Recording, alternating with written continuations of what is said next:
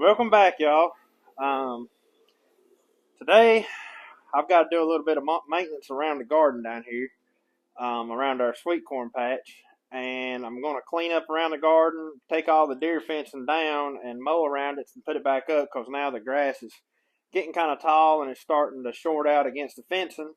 And while I've got the fencing down, I've got to plow through, cultivate the latest patch of sweet corn I had planted. So, hope y'all come along and follow along with me and just see what it takes to keep a corn patch maintained.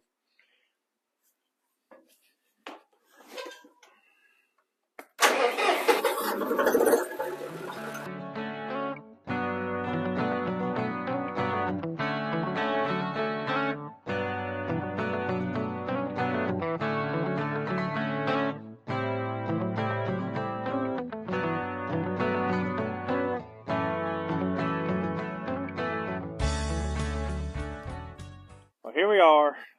You can see how the grass is getting tall around the fencing here.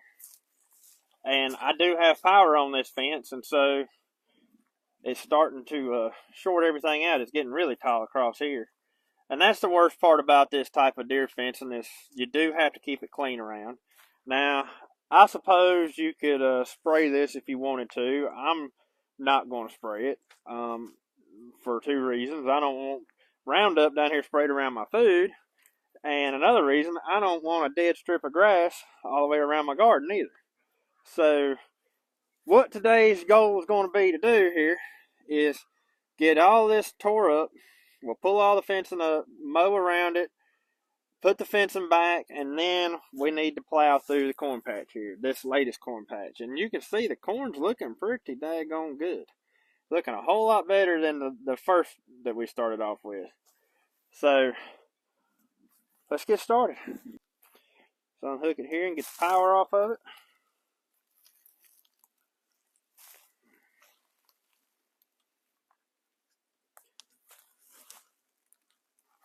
And we'll just pull everything up and get it out of the way for now.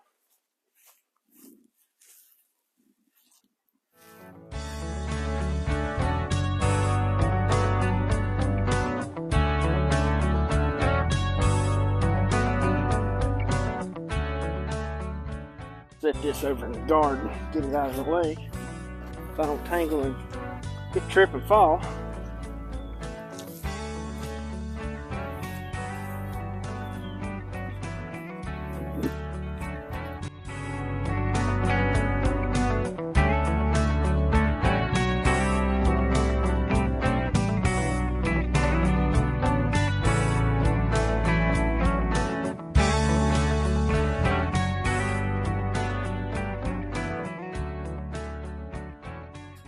Look at all these pretty ears. These are about ready to pick.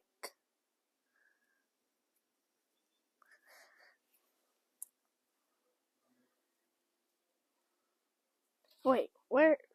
There. Go on up to the other end and show them that. All the way at the far end. Okay.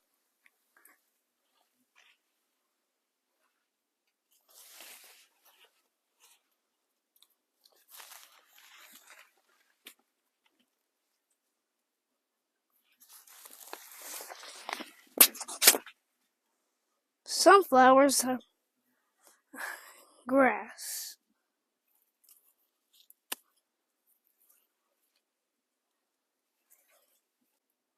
That looks about ready to pick. Just got this color here, then this color here, and then this color.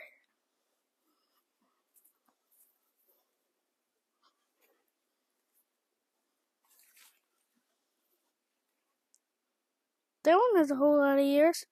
How many hairs is how many ears?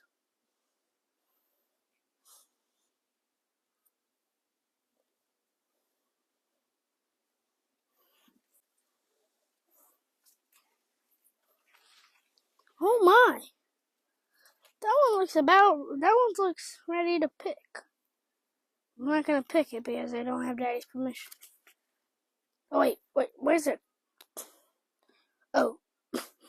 Gotta wait for the bottom to get good brown. Oh, this is a big boy. Come in.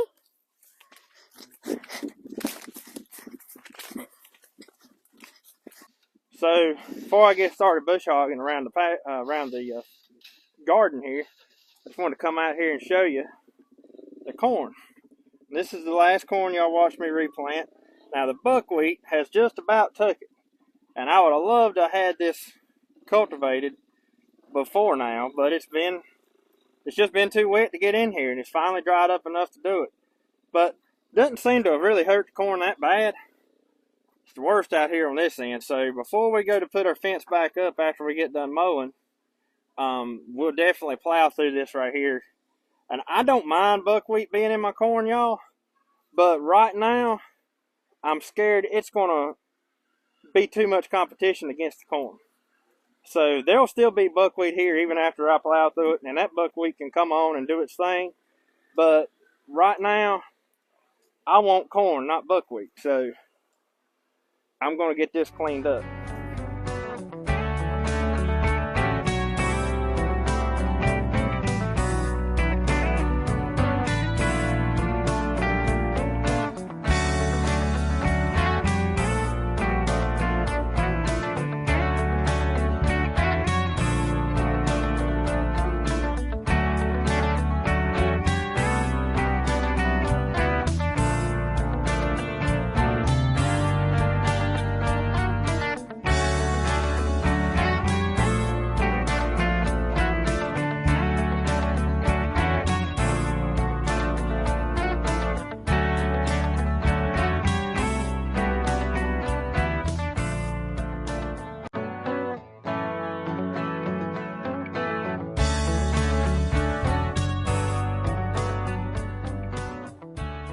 While I'm thinking about it, something I want to point out that kind of hard for me to do.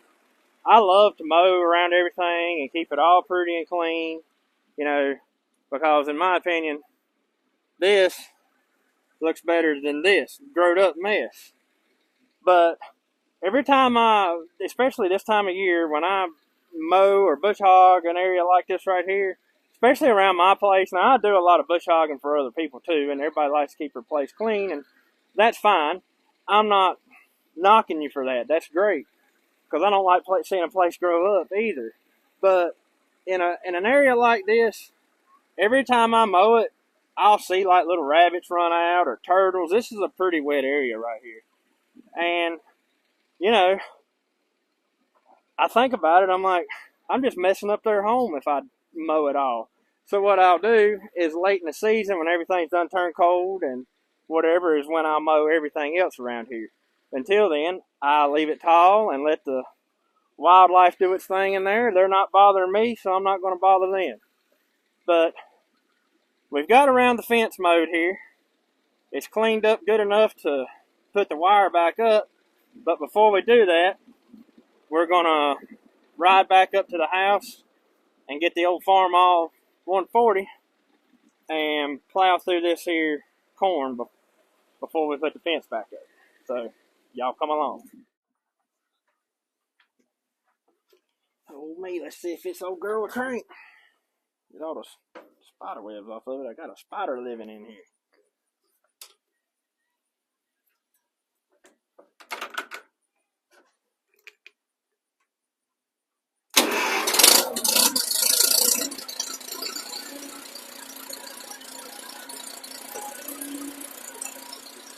Here we go.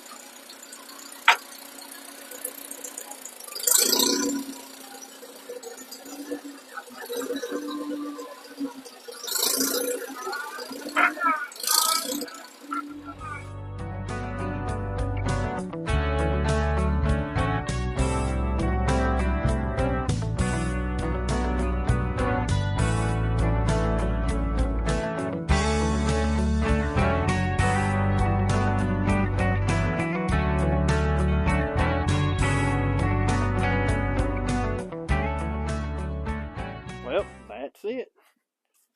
Don't that look so much better? You can actually see the corn out through here now. The buckwheat is still pretty bad. It's still pretty tall. Like right here. Probably should pull that out. But that buckwheat will only get so tall, and hopefully the corn will grow past it. Once this corn gets a little bit taller, I'll come through with the disc and hill it up, and a lot of this grass under here will be covered up by the dirt when I do that. And so I'm not going to worry about hoeing this or anything right now. As a matter of fact, as fast as this corn is growing, it'll probably just be a few days. I can come through here and hill this up pretty good. It's growing pretty quick right now. So now we just got to get the fence put back up. And you can see how wet this still is down here. Like, that is wet, and it hadn't rained. It's been over a week now, and it's been right around 90 degrees every day. But that's one reason this bottom down here does so good during the hot, dry summer. It holds moisture like this. Now, when it's a wet spring, you can forget it. This garden spot does not do good at all. But when you have dry weather, where this ground holds so much moisture, this garden does excellent down here. But sunflowers they got a lot of grass out in them, but they're growing. They're looking pretty good. They'll be blooming here shortly. This second patch of honey select corn is looking really good. The first patch over there, we're going to have some over there to pick soon. And then so if you're wondering what these two rows are, these were some purple hull pink-eyed peas that I planted that I give up on because they just never would grow. Well, when it finally turned hot, they started coming out of it, and we're actually going to have some peas to pick. I didn't think we were going to have anything here, so that's why I planted the second patch up at the house. And like I said, I just kind of let these go. I'd give up on them. But they're doing their thing. Of course, they've got taken over by grass too. But, oh well. We'll get what we can get out of them. And let's get this fence put back up and get on to the next thing for today.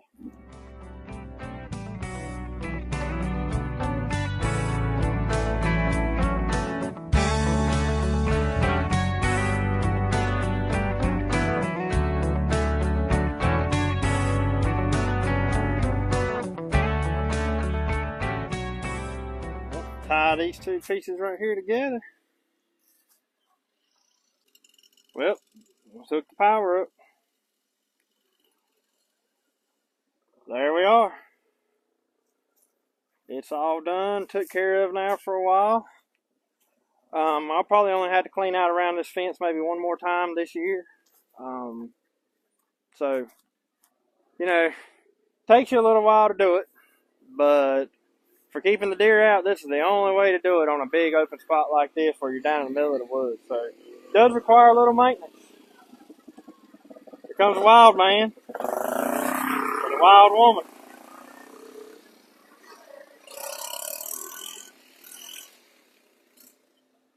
They're living a life, ain't they? Well, y'all, I'm going to see what else I can get done today. I appreciate y'all watching, and we will catch you on the next one. Talk to you later.